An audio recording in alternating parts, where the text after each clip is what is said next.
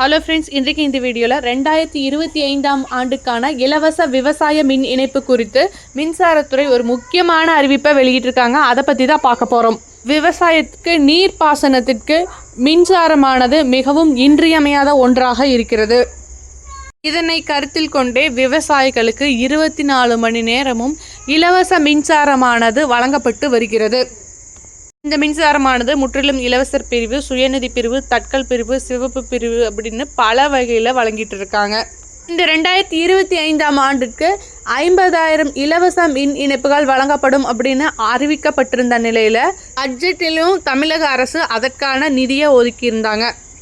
அப்படி இருந்தும் டிலே ஆகிறதுக்கான காரணம் பார்த்திங்கன்னா, தமிழக அரசு மின்சாரத்துறைக்கு ஒவ்வொரு ஆண்டும் 7,000 கோடி மானியமாக வழங்கிட்டு வர்றாங்க. இதனால் ஏற்பட்ட நிதி பற்றாக்குறையின் காரணமாகவே இந்த டிலே ஏற்பட்டிருக்கிறதா சொல்கிறாங்க. இதனாலும் கூடிய விரைவிலேயே இந்த விவசாய மின் இணைப்புகளானது 2015க்கு முன்பு அப்ளை பண்ணவங்களுக்கு வழங்கப்படும் அப்படிங்கிற மாதிரி சொல்லியிருக்காங்க. இதற்கான நடவடிக்கையும் விரைந்து எடுக்கப்பட்டுள்ளது.